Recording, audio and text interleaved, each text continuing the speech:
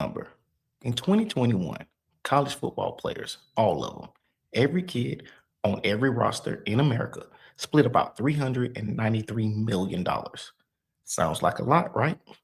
Well, years later, college football is a $1.9 billion marketplace. Billion with a B. And here's the part that should make you laugh and cry at the same time. It's the same old man in the stands who's been there since 1974. The only thing that's changed is somebody finally said out loud what we already knew. These amateurs were never amateurs. We just couldn't talk about them getting paid. Today on Rugged Talk is NIL versus skill. And the question on the table is simple. Now that the money is real, are these schools getting finesse? Spoiler, a lot of them are buying a Ferrari, and when they get on campus, it's a Pinto. New way, South Carolina raised me. The struggle gave me vision. Every scar on my back became a part of my mission. They locked brothers up and forgot them in the system. I said not on my watch. Started RPRF to lift them. Safe harbor for the women, second chances for the men. Rugged paths don't define you, you can rise again. This is Rugged Talk. No filter, no facade, just a man and a mic and the truth of where we are. Rugged Talk, culture, community, real. If you lived it, you know it. This is how it feels. Play ball.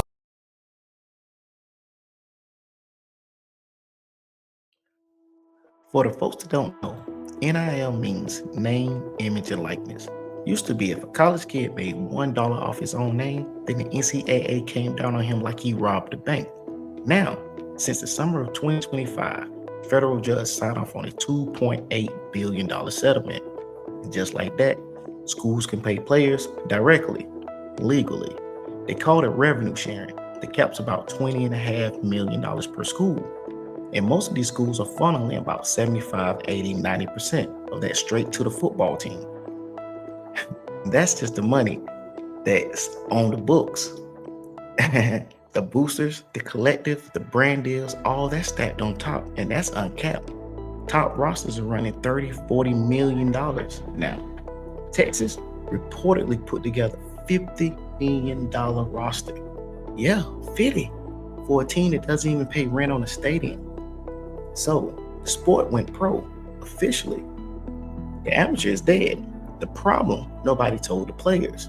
We made the sport professional, but a whole lot of these kids showed up with an amateur mindset still on. Pro money, teenage playing. And when you hand a 10-year-old kid grown man money with a high schooler's decision making, you get stories. Let me tell you a story. Okay, there's a young man named Nico Iamaleava. I think I'm saying his name right. 5-star quarterback, number 2 recruit in the entire country. Tennessee signs him out of high school to a deal reportedly up to $10 million out of high school before he threw one pass in college. And to his credit, his first year, he went off, took Tennessee to the college football playoffs, packed Neyland Stadium, 100,000 people screaming his name on Saturday nights. He's set to make $2.4 million for the season. Then his camp, and I want you to hear me, his daddy was a part of this. They go back to the school and say, we want $4 million, nearly double.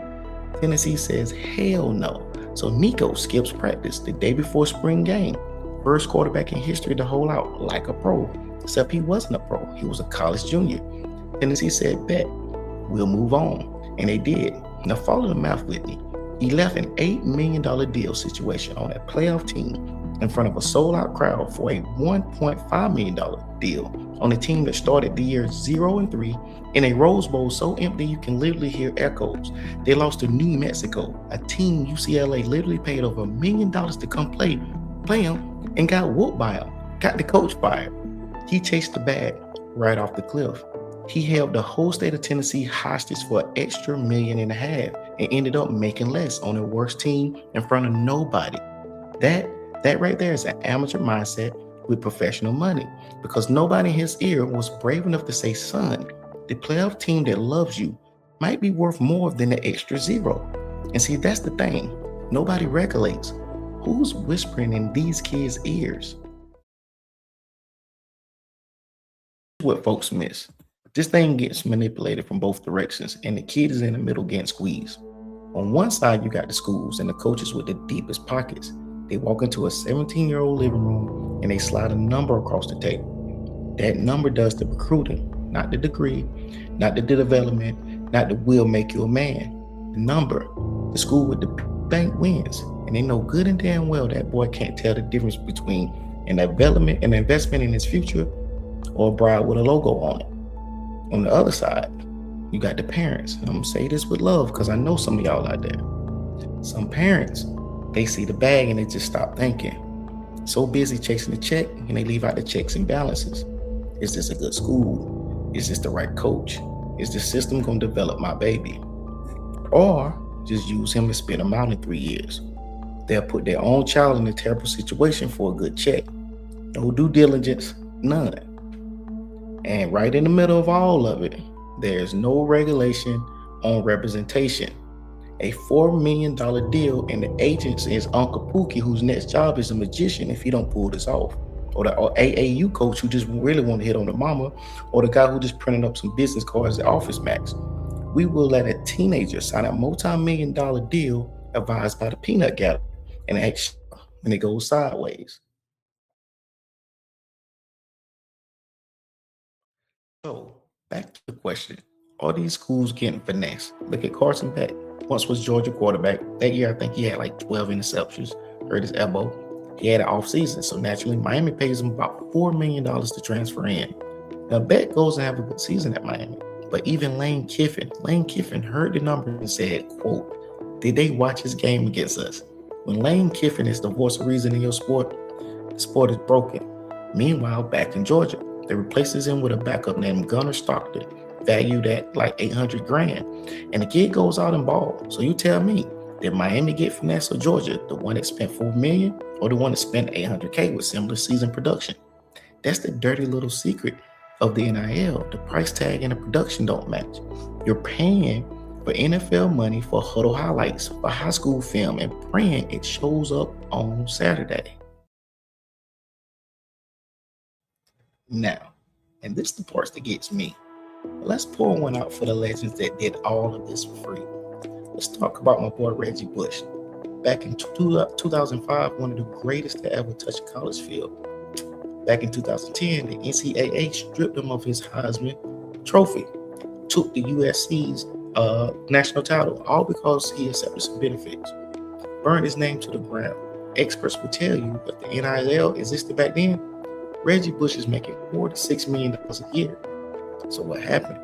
In 2024, 14 years later, the Heisman Trust gave his trophy back.